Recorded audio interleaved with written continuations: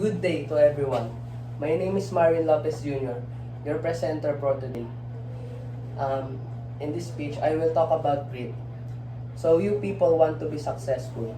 If yes, well, in fact, most people tend to not pursue everything that they want or to just not have interest at all. So that's why grit comes in. Grit is a mix of passion and never-ending perseverance. In case and through every struggles of every human being. um, for for a scenario, if you want to be a doctor, then you do it as of course, as of course, there are obstacles that you need to pursue. So let's talk about first a very popular people and the well-known rich people here on earth. His name is Mark Zuckerberg, the founder of Facebook. And the story of him is he dropped out of Harvard University to continue his project, also known as Facebook. So that is a greatest example of what grit is and how it can affect to every one of us. So let me have an example for me myself. My strand was STEM, and here in FU Tech my course is BSITWMA. For short, it is an information technology, but it has nothing to do with my strand STEM. So in each scenario, I struggle a lot for knowing what programming is, what is the basics, fundamentals of it, and most of all, how to code and properly manage the meaning and the what might be and what might not be of the codes. So it is for example, exam week or finals. Studying up late all night might work, but it doesn't assure you for having a high grades. I will first example myself again in this scenario. Last time in last midterm exam, my midterm exam was Python, which is integrative programming languages, which is very object-oriented programming.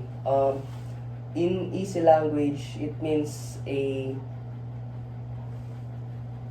just this an object which is have a very many abilities that can able to manipulate that it can connect to one person being and another. For example, a cat and a person.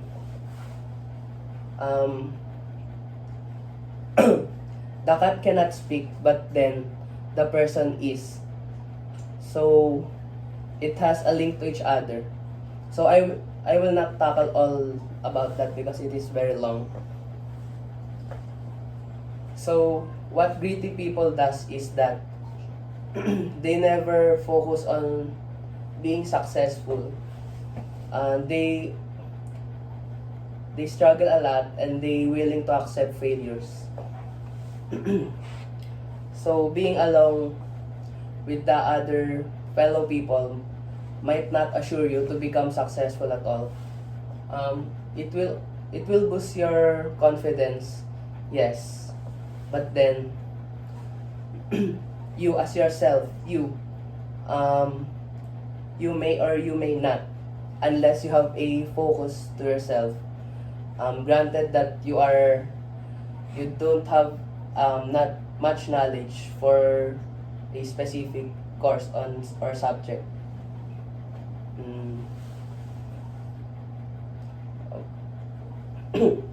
So it may not be very assuring for everyone in this gritty peoples.